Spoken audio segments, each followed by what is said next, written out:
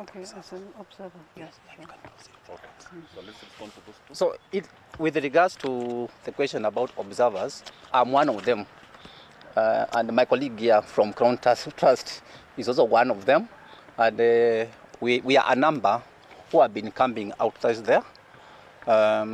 So this process has been left to the security apparatus. Basically, that's what is happening.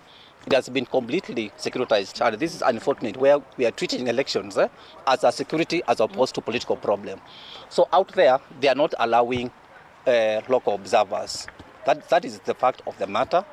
And then when you ask them questions, they refer you to security officers who take you through cycles, and so that's one of the issues we want to raise.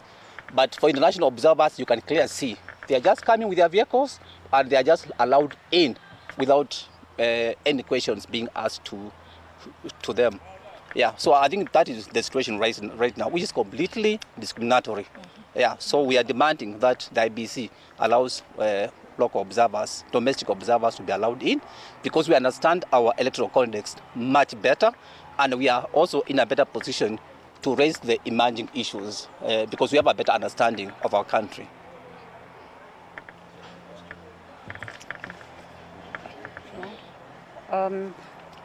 Okay, there were a couple of questions. One of them was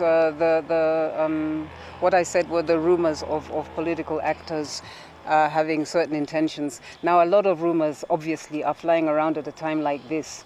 So without being able to confirm them, we're not going to name names or give particulars. What we're saying to all the political actors is to act in a responsible manner and not try to anticipate the role of the IEBC chairman. My question is on the age discrepancy Yes. you mentioned, and what the next step is if Yeah. the IEBC is not addressing them, and have you probably raised them with the aim of seeking clarification, and if not, we look at Angaza movement moving to court to probably say that these discrepancies were never addressed? We should say that these people we've listed here have been arrested.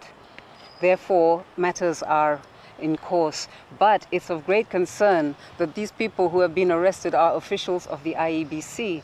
Therefore, the IEBC has not come out to tell us what is going on. They must be transparent about what is going on and what is going on with their staff, because this directly undermines confidence in the results that are being announced by the IEBC if we're hearing that their own personnel, returning officers, presiding officers, deputy presiding officers, are among other things, colluding with external agents to subvert the results of the election. And just to add, this was just an example. There's a big list we are compiling, even for the ones who messed up with elections at different levels. For example, where elections were cancelled, people have to be held responsible, for example, over procurement. So this time around, we are going to be exploring private prosecution, because people have to be privately held to account over these electoral offenses. So this is the level to which we want to take this conversation, so that in the future, no one will think about messing up with our elections again. Because we have seen from 2017, there was a lot of mess and there was no one held to account. So we are going to follow these issues up to the end. So then can we say that Chebukati decides to announce the presidential winner either this evening or tomorrow morning? It's an unlawful exercise, looking at the flaws just mentioned.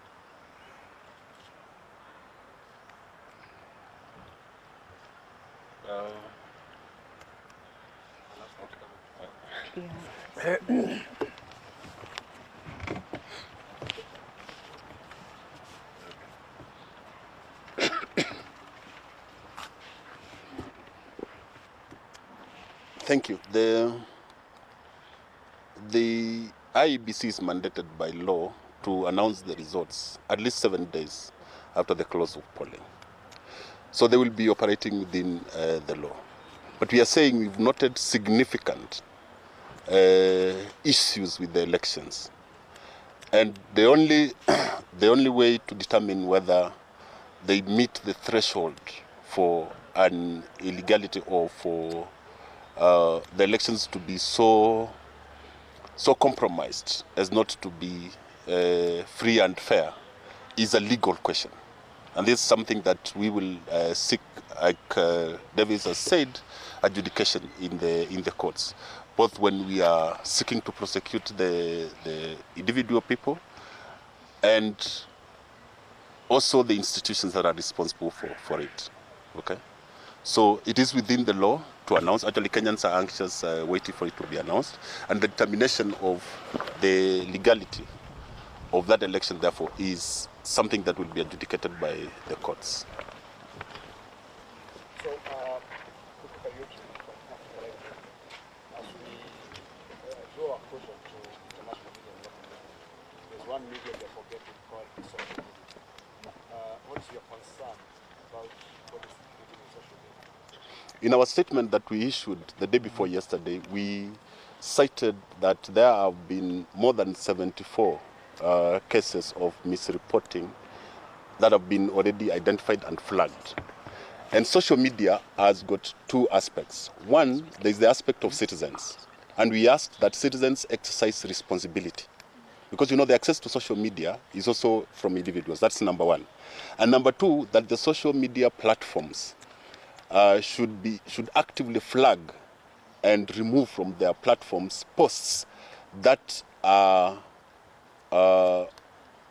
being used, to give false information or to whip any emotions among citizens. Because the exercise of social media responsibility must be from those two, the individual person and the platform. Yes. And that is our position, because once social media is used, it is spreading also information very quickly. So it's the responsibility of the platforms and the individuals. Yes. And then there is the security concern, because the Iebc is a body that is not involved in any security matters. But when politicians misbehave, how else would we expect the Iebc to behave or to act towards that?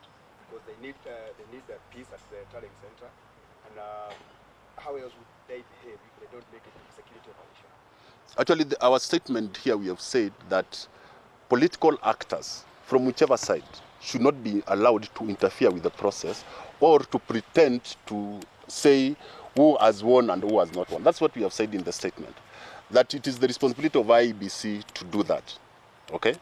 So keeping political actors out who are interfering with the work of Iebc and who have no particular role in the electoral process will help us, finish this the counting and tallying quickly.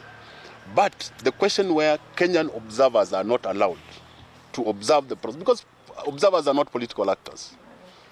They are observers, and there is a law which says observers should be allowed. By saying observers should not be allowed, Iebc is breaking the law. Yeah. Just to add on that issue of security, normally within the Codex of Election, any security deployment within the space managed by Iebc is supposed to be accounting to the Iebc system around. So we are seeing a situation whereby the security now is taking charge of every environment. And you also saw that in a number of polling stations, where even actually I witnessed a situation whereby it is security officers who ask you the first question about where are you going. Actually, like observers, the biggest problem, the major limitation we are getting when we are getting into many polling stations was the security officers. Nam ni Davis Malombe huyo akiwakilisha Tume ya Haki za Binadamu.